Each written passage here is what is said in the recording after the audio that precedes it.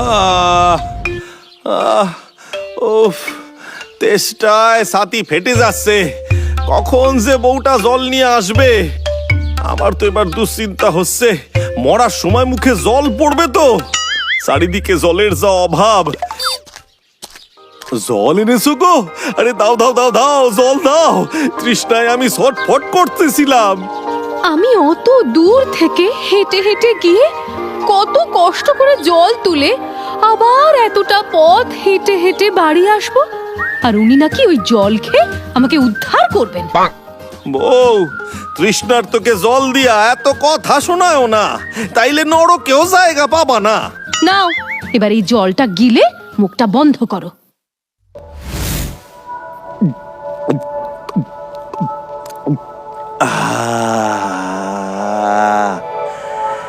এই জলটা খাইয়া আমার প্রাণটা বাইসা গেল। তোমার আর স্বর্গে যাওয়ার পথে কোনো বাধাই রইল না গো বউ। একি পুরো এক কলসি জল একাই খেয়ে নিলে হে? তোমার তো পাতালেও জায়গা হবে না। পাতালেই জল থাকে, আর জল মানেই জীবন। আমি পাতালে গিয়া তোমার জন্য জল নিয়ে আসবো। সে এত জল যে তুমি খাইয়াও কুলাইতে পারবা না। সারা দেশে জলের বড়ই অভাব। আমাদের গ্রামেও তো খুবই জলকষ্ট। এখন কি করা যায় বলো তো নায়েব? কেন হুজুর, এই সমুদ্র থেকে জল তুলে আনলে হয় না? কলসি কইরা?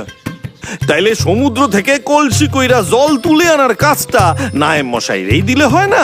আমি কোনো পরামর্শ দিলেই গণেশ আমার কথা এইভাবে নাকচ করে দেয়। এটা কি ঠিক হচ্ছে হুজুর?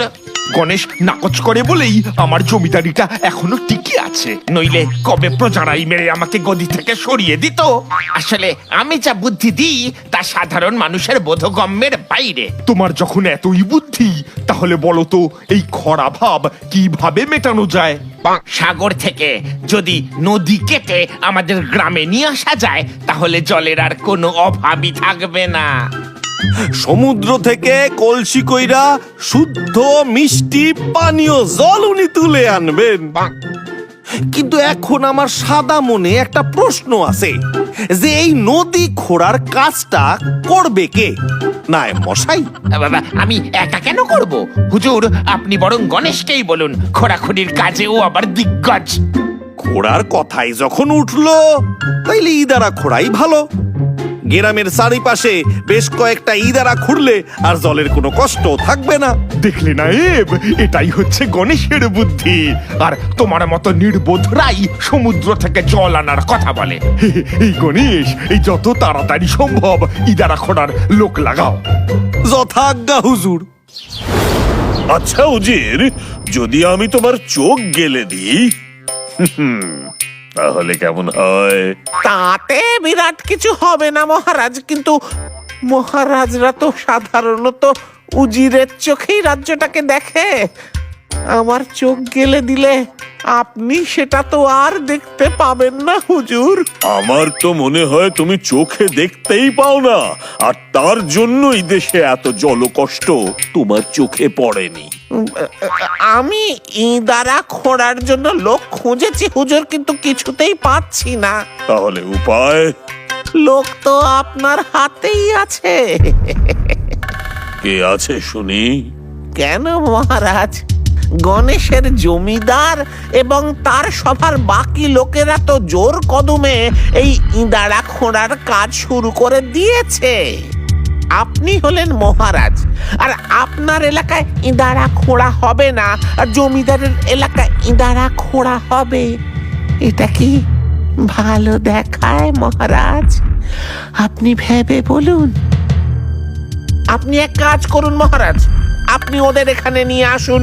তার ফলে ওদের ইঁদারা খোঁড়ার কাজ বন্ধ হয়ে যাবে, আর ওদের দিয়ে আমরা এখানে ইঁদারা খুঁড়িয়ে নেব। কিন্তু ওদের এখানে আনবো কি করে? সামান্য একটা প্রশ্নর মাধ্যমে মহারাজ। মাটির তলায় কি আছে? আরে কেউ এই প্রশ্নের উত্তর দিতে না পারুক, গণেশ তো এর উত্তর দেওয়ার চেষ্টা করবেই। তখন আপনি বলবেন, তাহলে প্রমাণ করে দেখাও। বাবা বাবা বাবা বাবা বাবা, ওদেরকে এখানে আনিয়ে নিয়ে মাটি খোঁড়ার কাজে লাগিয়ে দেবেন হুজুর। এ তো বেশ ভালো বুদ্ধি দিয়েছো। তুমি এক্ষুনি এক্ষুনি ওদের কাছে দুধ পাঠাও, ওদের এখানে ডেকে পাঠাও।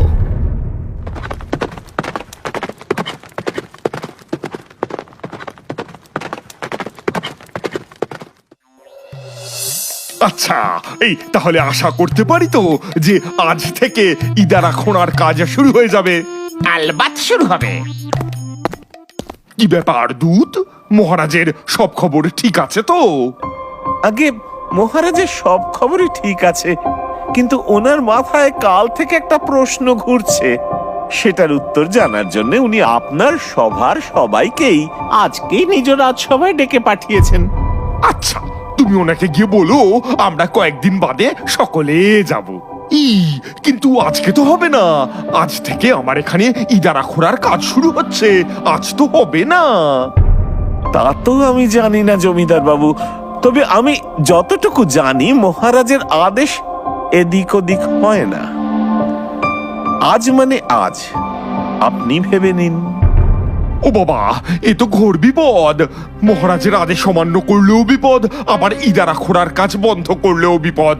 নায়েব, এই তুমি বরং আজই মহারাজের ওখানে যাওয়ার ব্যবস্থা করো। তাহলে আমাদের ইদারা খোঁড়ার কাজ কি হবে হুজুর? আমাদের পাতাল প্রবেশ ঘটবে, প্রজাদের কাছে আর মুখ দেখানোর অবস্থা থাকবে না। তোমাদের এইভাবে ডেকে পাঠানোর জন্য আমি অত্যন্তই দুঃখিত, তবে আমার মাথায় একটা গুরুত্বপূর্ণ প্রশ্ন এসেছে। এখানে কেউই সেই প্রশ্নের উত্তর দিতে পারছে না। যদি তোমরা পারো তাহলে খুবই উপকৃত হই। নিশ্চয়ই নিশ্চয়ই, আপনি আমাদের প্রশ্ন করবেন, তাতে আমাদের কষ্ট কেন হবে? ছি ছি ছি। চমৎকার চমৎকার। তাহলে বলো তো নায়েব, মাটির তলায় কি আছে? এটা কোনো প্রশ্ন হলো মহারাজ? মাটির তলায় মাটিই থাকবে। এই এই কে আছিস? এক্ষুনি এক্ষুনি নায়েবকে বাইরে বার করে দে। লাঠিয়াল, আচ্ছা বাবা, এবার তুমি বলো দেখি মাটির তলায় কি আছে? কেন হুজুর, মাটির তলায় খনিজ পদার্থ থাকে। এই কে আছিস? ওকেও নিয়ে যা, নায়েবের পাশে দাঁড় করিয়ে রাখ।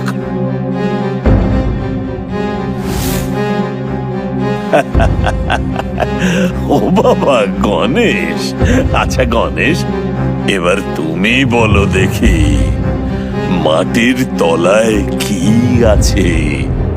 মাটির তলায় জল আছে। না না না না না না, শুধু মুখে বললে তো হবে না, তোমায় প্রমাণ করে দেখাতে হবে। মাটি খুঁড়লেই তো প্রমাণ হয়ে যাবে মহারাজ। শোনো গণেশ, মাটি খুঁড়ে মাটির তলায় জল আছে সেটা যদি প্রমাণ করতে না পারো তাহলে তোমাদের এখানে বন্দি করে রাখা হবে। তাইলে আপনি আমাদের সকল রে দিয়া মাটি খোঁড়াইবেন? এই বুদ্ধি নিশ্চয়ই উজিরের দেওয়া। এইরকম চমৎকার বুদ্ধি আমি দেব না তো কি, তুমি দেবে গণেশা? না না না না, আপনার মতো চমৎকার বুদ্ধি কি আর আমার আছে? আরে থাকলে তো আপনার জায়গায় আমিই থাকতাম। বলি শোনো, এই সব কথা বলে সময় নষ্ট করে লাভ নেই। কাল থেকে তোমাদের সকলকে লেগে পড়তে হবে মাটির তলায় যে জল আছে সেটা প্রমাণ করতে। কি উজির, ঠিক বললাম তো? হ্যাঁ, একদম মহারাজ, একদম।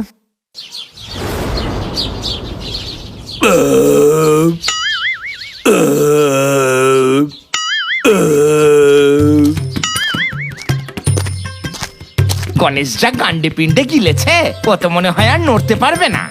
তাহলে গণেশ, এই তুমি এখন ঘরে গিয়ে ঘুমো, আর আমরা গিয়ে দেখে আসি জলের তলায় কি আছে। এই বাজে বকা বন্ধ করেন। তেষ্টায় গলা ফেটে যাচ্ছে আর জলের খোঁজ করা শুরু করেন দিনি। কেন তোমার বুদ্ধি না থাক, মধুর কথা বলে জল আদায় করো। এই কে আসো? আরে আমাদের একটু জল খাওয়ানোর ব্যবস্থা করো। মহারাজের হুকুম আছে খাওয়ার পর তোমাদের জল না দিতে। এতক্ষণে বুঝলাম কেন আমাদের দিয়া মাটি খোঁড়ানো হচ্ছে। তার মানে এইখানেও জলের কষ্ট আছে। কিন্তু এই অপমান হজম করার লোক এই গণেশ নয়। মহারাজ কাজটা কিন্তু ভালো করলেন না। ওনারে আমার কাছে ক্ষমা চাইতেই হইবে।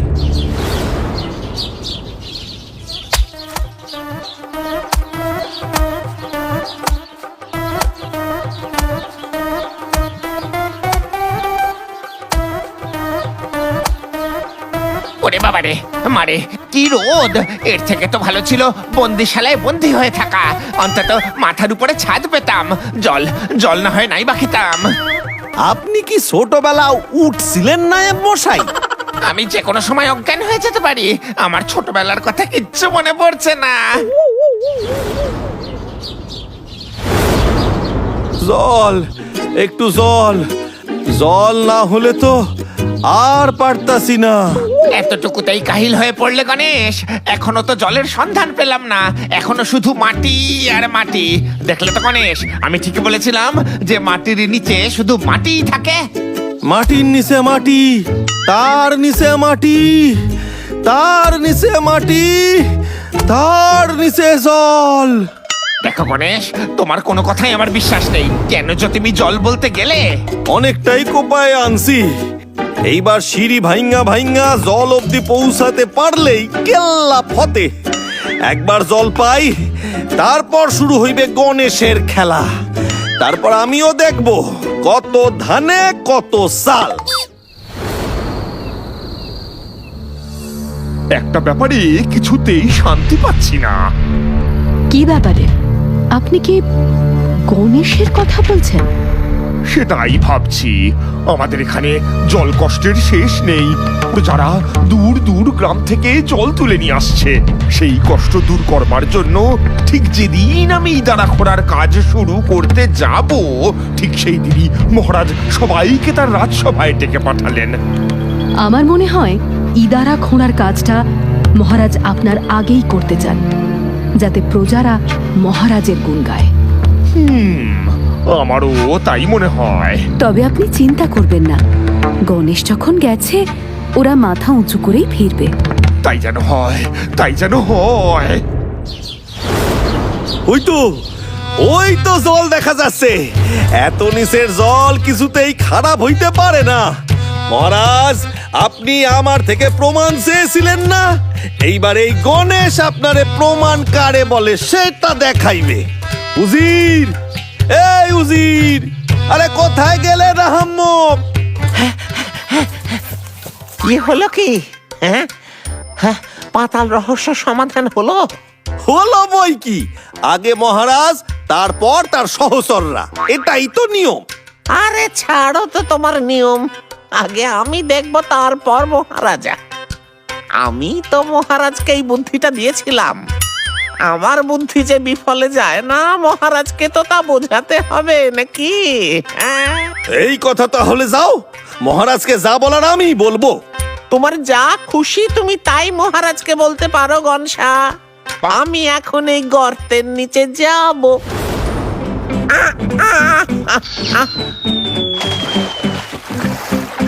আপনার যা ইচ্ছা, নিচে গেলেই দেখতে পাবেন টলটলে জল।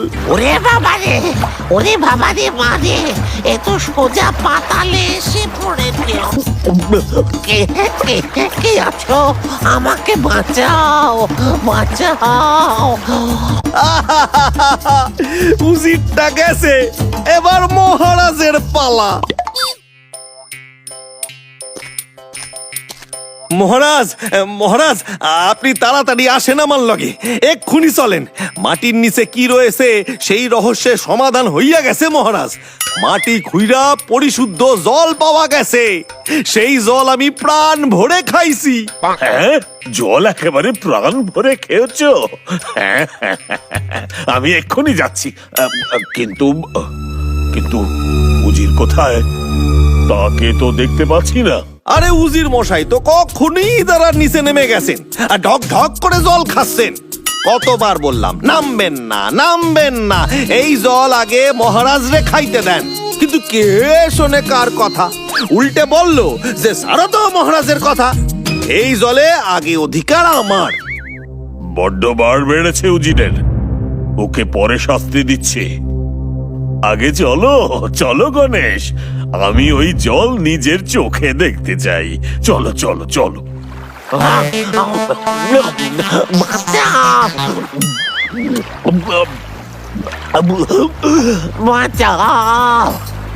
আরে এটা তো উজিরের গলা, কি বলছে আহামকটা? ও কিছু না মহারাজ, ও বলছে আহা জলটা কি মিষ্টি, কি ঠান্ডা। তবে রে বেটা, আমায় নর্দমার জল খাইয়ে নিজে মিষ্টি জল খাচ্ছে, দেখাচ্ছি। মহারাজ এবার আপনিও নিচে নেমে যান, মিষ্টি জল থিক্কা নিজের আত্মারে দূরে রাখবেন না। না না না, দূরে কি করে রাখি বলো?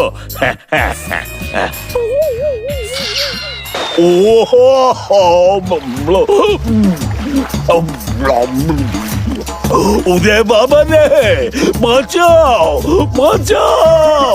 যাক বাবা, এতক্ষণে প্রতিশোধ সম্পূর্ণ হইল। এই যে তোমার কথায় ওদের দিয়ে ইঁদারা তো খোঁড়ালাম, কিন্তু এবার উঠবো কি করে? উজির নয় তো, বলদ কোথাকার। আমি কি করে জানবো গণেশ এইভাবে প্রতিশোধ নেবে? খুব অন্যায় করেছে গণেশ মহারাজ, খুব অন্যায় করেছে। অন্যায়টা গণেশ নয়, অন্যায়টা তুমি করেছো উজির। আমায় একবার ওপরে উঠতে দাও, তারপর তোমার ব্যবস্থা আমি করছি। যাই, এইবার ওদের তোলার ব্যবস্থা করি। নিন মহারাজ, এই দড়িটা ধইরা আপনি আর উজির উঠে আসুন।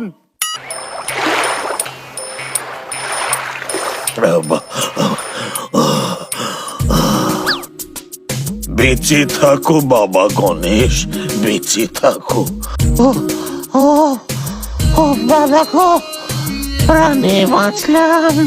ওই ঠান্ডা জলে আর কিছুক্ষণ থাকলে জমে যেতাম পুরো, কি বলো? হ্যাঁ, ও বাবা ও বাবা।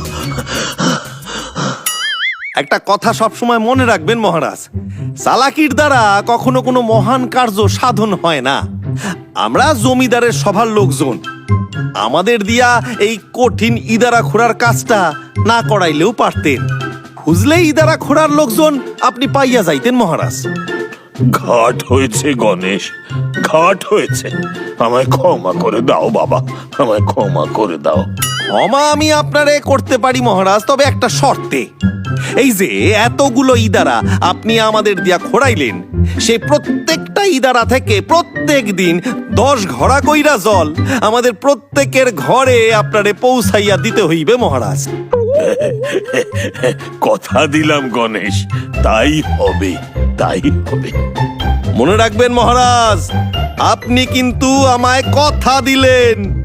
আমি যতদিন বেঁচে আছি গণেশ, আমার কথার কোনো নড়চড় হবে না বাবা, কোনো নড়চড় হবে না।